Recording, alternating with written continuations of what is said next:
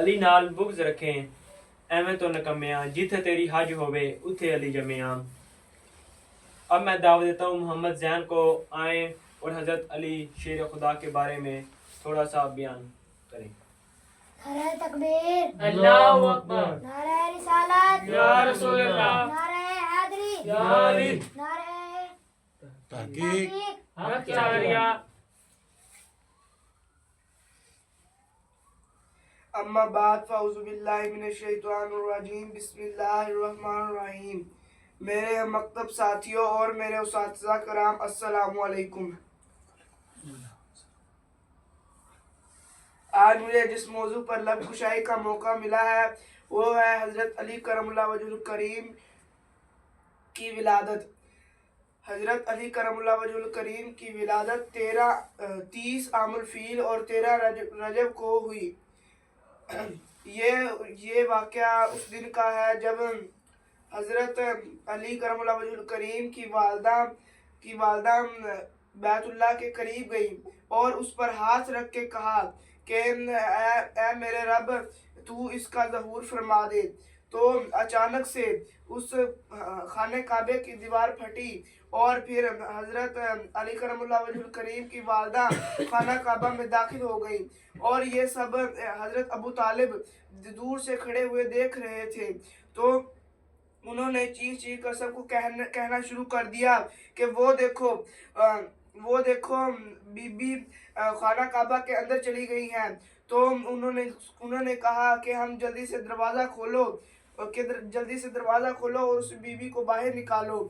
سب نے دروازہ کھولنے کی کوشش کی لیکن وہ دروازہ نہ کھلا۔ اس کے بعد حضرت ابو طالب نے حضرت محمد خاتم النبیین صلی اللہ علیہ وسلم کو فرمایا کہ جاؤ۔ تو حضرت محمد خاتم النبیین صلی اللہ علیہ وسلم اس خانہ کعبہ کے اندر گئے تو انہوں نے ایک نورانی چہرے والے بچے کو دیکھا۔ تو آپ بہت خوش ہوئے اور کہنے لگے اماں آپ اتنی اداس کیوں ہیں اور آپ خوش کیوں نہیں ہو رہی؟ تو حضرت علی کرم اللہ وجہ الکریم کی والدہ نے کہا کہ یہ نہ رو رہا ہے اور نہ ہی آنکھیں کھول رہا ہے۔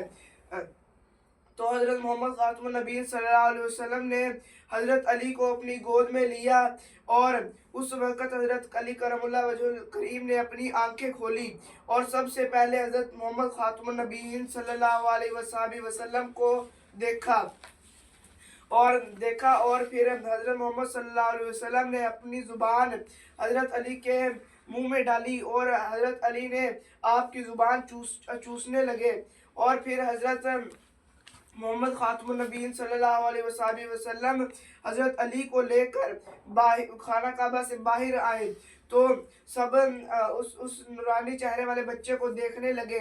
تو حضرت ابو طالب نے کہا کہ ہم اس کا نام کیا رکھیں؟ تو پھر حضرت محمد خاتم النبیین صلی اللہ علیہ وسلم نے فرمایا کہ یہ اعلیٰ ہے، یہ علی ہے، تو ہم اس کا نام علی رکھیں گے۔ تو پھر جب حضرت ابو طالب نے اس بچے کو لیا اور گھر لے جانے لگے تو وہاں کے ایک شخص نے کہا کہ کیا تم وہ رسم نہیں کرو گے جو ہم شروع سے کرتے آ رہے ہیں؟